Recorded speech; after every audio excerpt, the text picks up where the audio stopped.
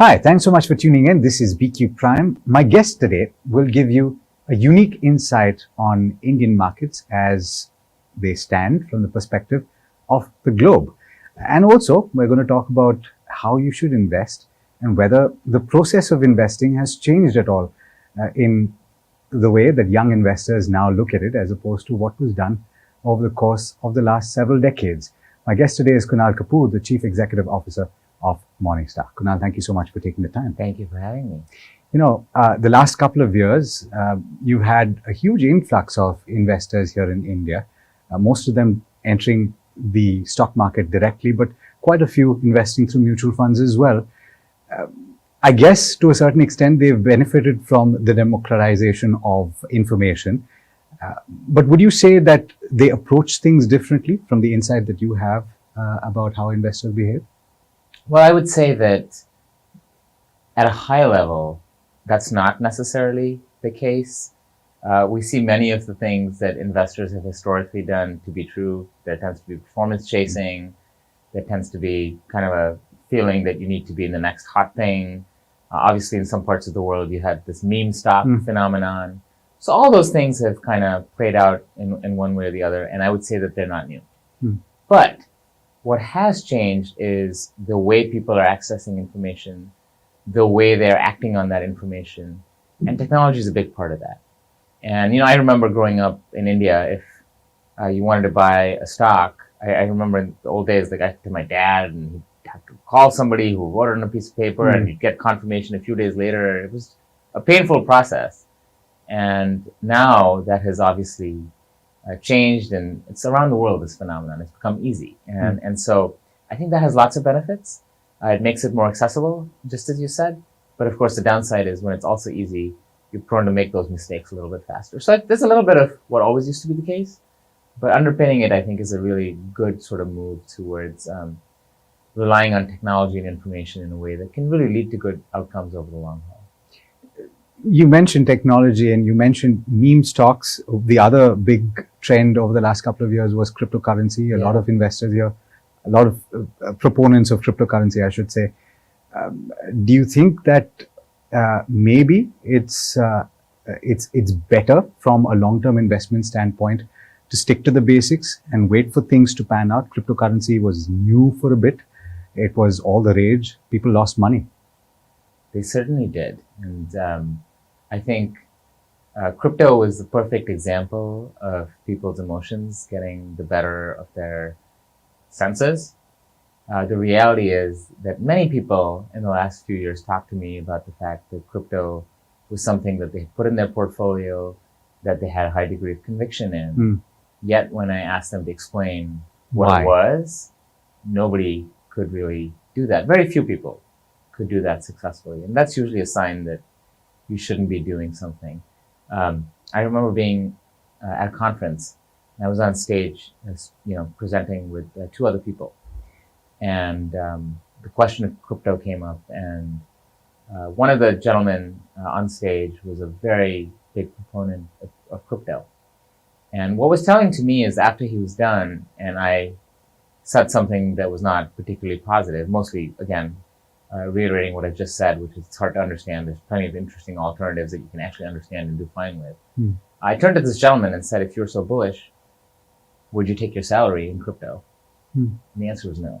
Right. And I think one of the things about crypto that was a bit of a tell is that it was not being used for activities that you and I would consider to be relatively normal. And even where people thought of it as a store of value, that maybe it's better than gold or not, people couldn't actually explain where it was being stored, what it meant. So circle of competence, you think, is important in investing? Circle of competence, circle of comfort. I think both those things are really important. Sometimes you don't need to have the next hottest thing. Sometimes you don't need to have what your neighbor has. But if you sleep really well at night, that's pretty priceless. I want to move to the equity markets here in India. A lot of people have spoken about the outperformance last year. And in the context of headwinds globally, right? But this is also in the context of foreign funds moving out. You had domestic flows that have been very strong. What is the global perspective on India right now? Is that outperformance likely to continue, or are valuations stretched? Yeah, it's hard to obviously predict how an aggregate market will do. And so our analysts tend to look at things from a bottom-up basis. So let me parse different parts of your question. I think it's true that there were outflows from international funds, but relative to the outflows in other markets like China, Right. It was not as significant. And so in many ways, India has actually, I think, benefited from the fact that it's one of the larger emerging markets in global portfolios. And with the largest, i.e. China, losing favor in many instances, India has actually benefited from that. And you're right, the strong domestic flows have also been a good thing.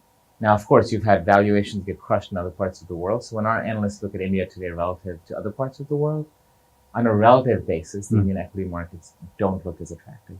Does that mean they don't look investable? Absolutely not. I think if you have a long-term horizon, which you always should for equities, I think you probably do just fine in India over 5 and 10 years.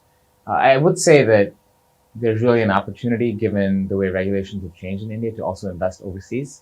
This is actually a good entry point to think about maybe taking some of your winnings here locally and putting them in some markets that have underperformed outside the US. Ironically, people outside India, people were doing that previously because you want to go invest in the next hot tech company in the US or what have you. That was sort of the thinking. And all I would say is those companies still exist today and they're much cheaper. And so one might think about reallocating in that fashion. But I think while India is relatively not cheap, 5 to 10 years out, it's just fine. I'm curious about the mode of investment, and passive over the last couple of years has moved quite significantly in India. The EPFO investing in an ETF every month is also something that helps with the flows. But having said that, we're still far away from what it is in the US. What parallels can you draw in terms of the behavior that you're seeing? And do you see passive growing very substantially here? I think it's a trend that will continue, because one of the things that passive has done wherever it's succeeded around the world is it's continued to crush expenses. And I think you're only in the early stages of seeing that happening in India in a material way. And the other thing is that, at least in India, the argument that active can outperform has had some truth to it if you look at Morningstar data.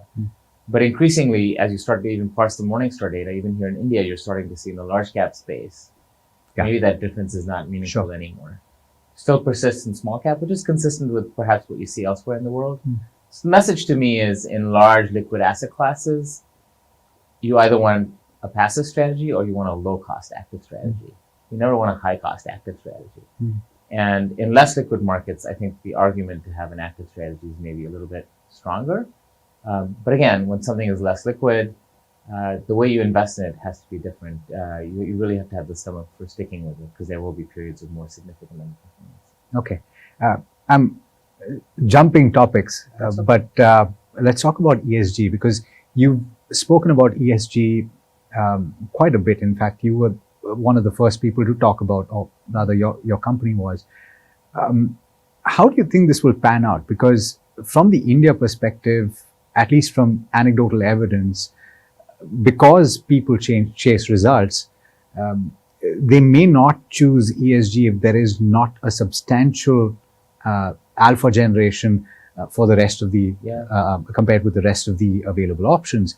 Do you think that the fund houses would then need to take the call to say, we will introduce ESG in our selection, irrespective of whether it's ESG fund or not? Yeah, well, I mean, the reality is most people are already doing ESG, whether they call it ESG or not, right? I mean, if you're investing in the energy sector today, you have to care about the available set of opportunities that any company has. And a lot of that is clean energy.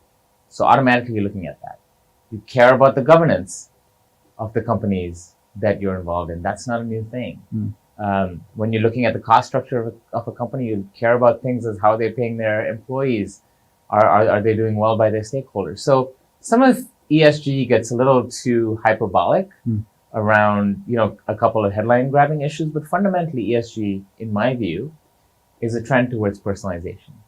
And it's a way for you and I to further think about what are the things that matter to us and can we express that in the portfolio. And part of your question leans into what I think is important and what we're working on, which is can you then measure the impact Yes. of the choices that you make? And then it's up to you. Maybe you look at underperformance and outperformance in a different way. It's like risk.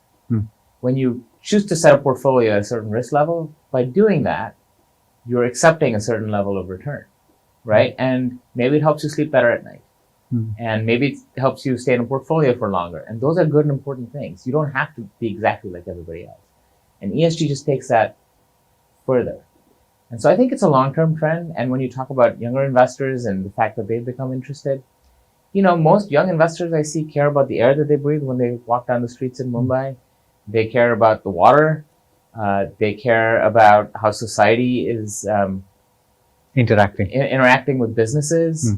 And I think as they become investors, those choices will manifest more fully in the way that they build portfolios. So my guess is if you and I have this conversation in 10, 15 years, ESG will just be embedded into how portfolios are built. It won't be a separate topic. To close out this conversation, we're kind of at a time when there's a lot of uncertainty from India looking outside. There seems to be a pocket of calm here in terms of the expectation that the economy will continue to do well because domestic factors are favorable. Yeah. But there is a lot of uncertainty in terms of what's going to happen in Europe, what's going to happen in the US. To go back to, I think, something that you mentioned twice in this conversation, should your approach be something that helps you sleep at night? It always should be. And I think if you're an investor, one of the things that is fun to do from a daily basis is to pay attention to the headlines and feel like it's impacting your life in some way. The reality is it's not. What you really need to do is have a portfolio, set it, and make sure you just track it appropriately, but not obsess over it. The reality is everyone today is talking about the fact that, there's a lot of uncertainty and all that stuff. But why is there uncertainty? It's just that markets are down. No one was saying there was uncertainty when the markets were up. Yeah. But really, what's happened is the markets have anticipated that something may happen economically in different places around the world, and they've already priced it in. And so the reality is in 2023, the market's already looking ahead to 2024. The markets are not backward looking. And so what will happen this year is less about what may actually play out, because one can argue that markets are efficient and priced it in. Market's already looking ahead to 2024. And so that's really hard to do if you're an individual investor or even an institutional investor. People are horrible at predicting macro factors. And so just stick to the basics and, do things like focus on saving, focus on automatically investing, focus on your risk profile and what's in your portfolio, focus on your goals. I like to tell people, like, sometimes if you hit a goal and you need to withdraw your money, that's a good thing. Don't feel bad about it. That's what investing is there for. It's there for us to hit our goals. And that's what one should be focused on. And that means we should not pay attention to all the noise, even if it's fun to turn on the TV and kind of listen to it. I often tell my friends and others that, maybe take 5% of your portfolio, park it to the side, and if you want to play with it, play with it. Yeah.